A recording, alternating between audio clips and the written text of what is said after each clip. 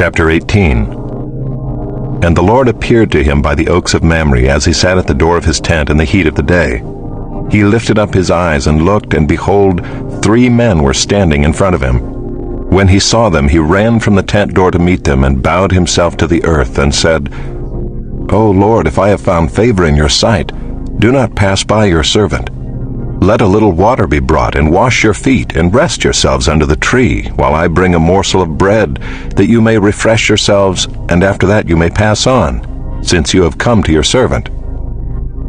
So they said, Do as you have said. And Abraham went quickly into the tent to Sarah, and said, Quick, 3 seahs of fine flour, knead it, and make cakes. And Abraham ran to the herd, and took a calf, tender and good, and gave it to a young man, who prepared it quickly. Then he took curds and milk, and the calf that he had prepared, and set it before them. And he stood by them under the tree while they ate.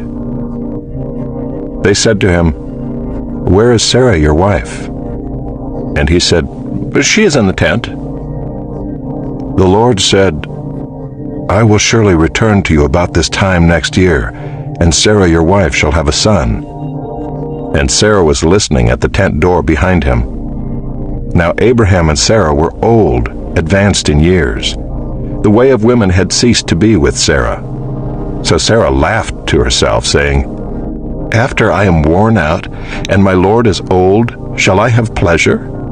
The Lord said to Abraham, Why did Sarah laugh and say, Shall I indeed bear a child now that I am old? Is anything too hard for the Lord? At the appointed time I will return to you about this time next year, and Sarah shall have a son. But Sarah denied it, saying, I did not laugh, for she was afraid. He said, No, but you did laugh. Then the men set out from there, and they looked down toward Sodom, and Abraham went with them to set them on their way. The Lord said, Shall I hide from Abraham what I am about to do, seeing that Abraham shall surely become a great and mighty nation, and all the nations of the earth shall be blessed in him? For I have chosen him, that he may command his children and his household after him, to keep the way of the Lord by doing righteousness and justice, so that the Lord may bring to Abraham what he has promised him. Then the Lord said, Because the outcry against Sodom and Gomorrah is great, and their sin is very grave, I will go down to see whether they have done altogether according to the outcry that has come to me, and if not, I will know. So the men turned from there and went toward Sodom, but Abraham still stood before the Lord. Then Abraham drew near and said, Will you indeed sweep away the righteous with the wicked? Suppose there are 50 righteous within the city. Will you then sweep away the place and not spare it for the 50 righteous who are in it? Far be it from you to do such a thing, to put the righteous to death with the wicked, so that the righteous fare as the wicked. Far be that from you. Shall not the judge of all the earth do what is just? And the Lord said, If I find at Sodom 50 righteous in the city, I will spare the whole place for their sake. Abraham answered and said, Behold, I have undertaken to speak to the Lord, I who am but dust and ashes. Suppose 5 of the 50 righteous are lacking. Will you destroy the whole city for lack of 5? And he said, I will not destroy it if I find 45 there.